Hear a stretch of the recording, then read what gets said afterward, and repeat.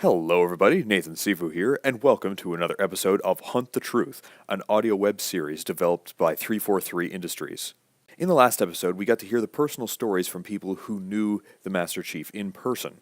But in a bit of a twist, we found out at the end that John, according to public records, had died at the age of 6. How could this be possible? Maybe the next episode will tell us more. So sit back, relax, and enjoy Hunt the Truth, Episode 2, Bad Records. I couldn't believe it. According to the document I was looking at, John, the boy who would go on to become the Master Chief, died 41 years ago. My protagonist, the greatest hero of our time, was dead at 6. It was a major discrepancy, and I needed to find a way to fix it. I'm Benjamin Giroux, and this is Hunt the Truth.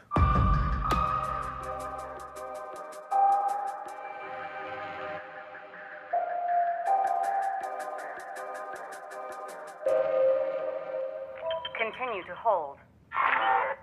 If you ever happen to obtain sufficient clearance to call the Office of Naval Intelligence, you'll be on hold for at least an hour. If you ever happen to get a call from them, you will also wait an hour. And in the end, they never unblock the video, so you just end up talking to a really crisp insignia. I am waiting to talk with Michael Sullivan, hoping he can help me with my little records problem. Continue to hold. And it's been 85 minutes. Michael Sullivan, also known as Sully, works for the ONI in public relations. If it seems odd to you that the most secretive agency in our government has a PR department, you're not alone. But that's not something I'd mention to them. Besides, Sully had hooked me up with the assignment in the first place. I was grateful for the opportunity. Office of Naval Intelligence. Public Relations. Ben. Hello, Sully. Hey, thanks for taking my call. Absolutely. How are the sources? Up until this point, I'd had no problems with the story. All my facts had been lining up nicely, but now I had an obscure document from the far reaches of the galaxy that listed John as deceased. This contradicted everything. I needed Sully to make it make sense, and thankfully, he did just that. Welcome to the outer colonies. Nothing makes sense out there. No, I know. It's just, I just want to make sure that I button up all the details. And that's what you're doing. Look, Ben, it's the far reaches of space out there, and the planet you're talking about was glassed to hell. You know just as well as anybody that if there are any local records, they're a mess. Okay, so I felt a little stupid. Sully was right. It's a real problem in the outer colonies. Planets destroyed by glassing have bad records. Every researcher knows this, and every researcher knows that questioning that fact is standard fodder for conspiracy theorists. It's a cover-up. That's government secrecy 101. That's a message I received last week from a man named Meshach Maradi. He's one of many truthers out there who've come out of the woodwork since I started doing this story. Apparently, he heard I was investigating the Master Chief. Meshach seems less ridiculous than most of the characters who've been filling up my inbox, but he's definitely been the most persistent. He's left me a message every day for the past 2 months. I never respond, but I did find the timing of his last message pretty funny. Let me guess. The government is telling you that the records don't make sense because the planet was glassed, right? That's what they tell you. Technically, Meshach was right. That was what the government was telling me. But unfortunately for Meshach's theory, it was true. Glassed planets have bad records. John's childhood friend, Ellie Bloom, has dealt with this reality her whole life. I recalled what she'd said in her interview. I mean, it can be hard enough out here trying to do business between planets that haven't been glassed. There's so much upheaval. Keeping track of personal records, financial documents, medical records, it's a total crapshoot. In retrospect, I'd probably been asking for this kind of hiccup. Getting cute with the research, opening up a rat's nest of old paper records, and for what? All I dug up from slogging on my own was a few hazy kindergarten stories from Ellie and a nonsensical death record. But things were looking up. Sully had arranged a face-to-face interview with ONI Vice Admiral Gabriela Dvorak. That not only got me off-world, but it was on board the newest Autumn-class heavy cruiser, the UNSC Under the Breach. Got a private shuttle up, full luxury. They had me riding in style. When I came aboard, Dvorak even greeted me personally. Now, civilians aren't normally allowed on board an active-duty ship, let alone given this sort of attention. Please, call me Gabriella. Okay. This was not the kind of hospitality I was used to. What brings you way out here? Work. She told me she was on a detachment and in the neighborhood. I guess I lucked out. The white glove treatment continued too. Captain's mess, officers' quarters, the whole thing. By the time we finally got to her office for the interview, Dvorak could have said anything and I'd have been thrilled. But she's the real deal, and she jumped right into it. It was that finally moment. After all the fighting was done, I was helping lead all the prisoners out of the containers. As a lieutenant in the UNSC, Gabriella not only took part in the ground operations that freed John and countless others from the rebel labor camps in Elysium City, but she remembered the 13-year-old as well. She described the liberation. When you saw them, what had been done to them, you realized who you'd been fighting to save. The aftermath of it, it was ugly. Everyone was streaming out into the daylight, squinting, limping, just gray and fragile and sickly. Their backs were hunched, all their eyes just staring at the ground. I mean, they looked dead. That's when she saw John. He was sticking out like a sore thumb. In the middle of all this just beaten humanity, there's this tall, young kid walking toward me, towering over the others, his shoulders back, his eyes forward, and when he passed me, he looked right at me. Looked in my eyes.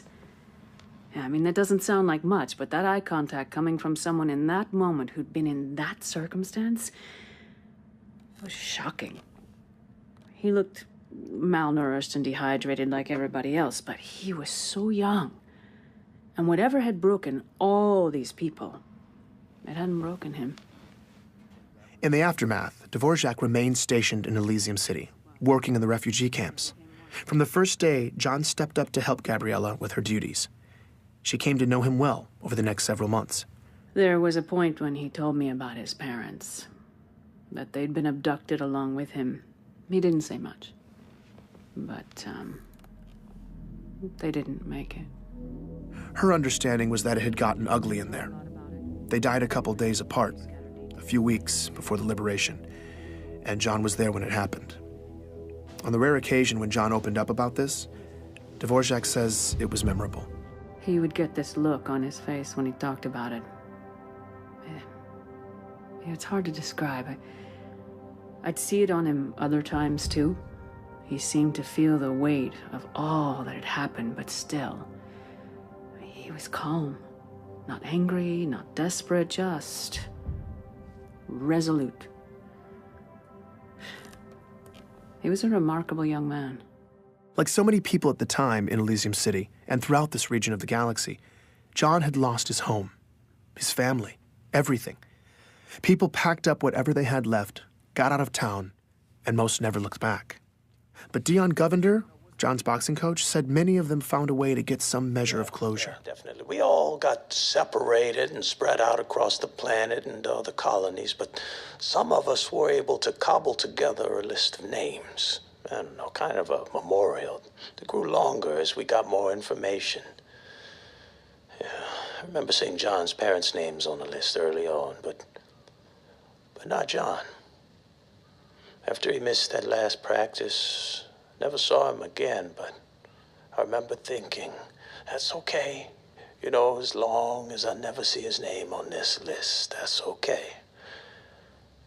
And I never did. His will to survive left an impression on then-Lieutenant Gabriella Dvorak as well. I think John just didn't want to be a victim anymore. I remember him telling me he was going to enlist. He said he was going to make a difference. I've never been more sure of another person than I was of him when he said that. Out of the chaos of war, from the rubble, a young John was able to forge a purpose for himself. A purpose that would drive him to become the hero the galaxy would one day need him to be. This is the kind of turn in a story that gives me patriotic goosebumps. I was feeling genuinely moved on my trip back home. When I got there, though, Ellie Bloom was going to ruin all that for me. Hey, I just wanted to follow up with you about your story. I'm really confused. Okay, what's... Remember how I said I was going to tell my friend Katrina about it? Katrina was that other girl in John's neighborhood, the third wheel in Ellie's childhood stories of playing with John. Ellie had moved off planet in 2517, but Katrina had stayed. She said that John was dead. He died when he was 6. Wait, what? What? John was perfectly healthy, but then he just started wasting away. At first they thought maybe it was some autoimmune thing, and then they thought it was something else, and then something else, and then meanwhile he's getting all these tests, but the doctors couldn't figure it out at all, and his parents were panicking. It sounded horrible. Then John died. Just like that. I had no idea what to make of this. Ellie seemed convinced, though, so I got her to put me in touch with her friend Katrina. Katrina wouldn't let me record the interview, but this woman was adamant. I wanted to discount what she was saying, but she seemed to remember it so vividly, providing extensive detail, I couldn't ignore it. As far as this person was concerned, John was dead. Before I could even begin to wrap my head around that claim, though, here was the kicker from Katrina. John's parents were alive and well in Elysium City all the way up until Katrina left the planet in 2528, 4 years after their supposed death. She was wrong. She had to be thinking of someone else, or she was lying. Why would she lie, though? I had to admit she seemed pretty convincing, but it didn't make sense otherwise. I still thought I could fix the story, though. Make the pieces fit. Make it make sense. But what I didn't realize was that this crack was only the beginning, and the whole ugly mess was about to split open. Please join me for the next episode of Hunt the Truth.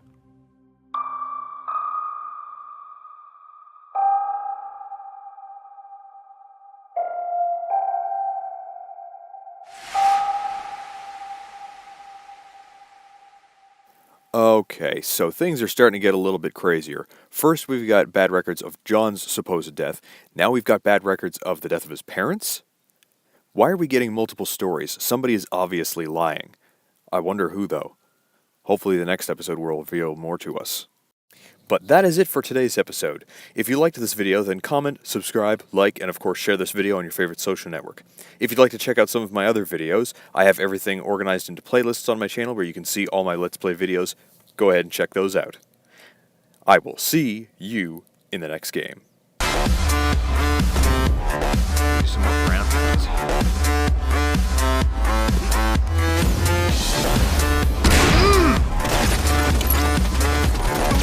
Oh, yeah. Oh, that's sweet double kill.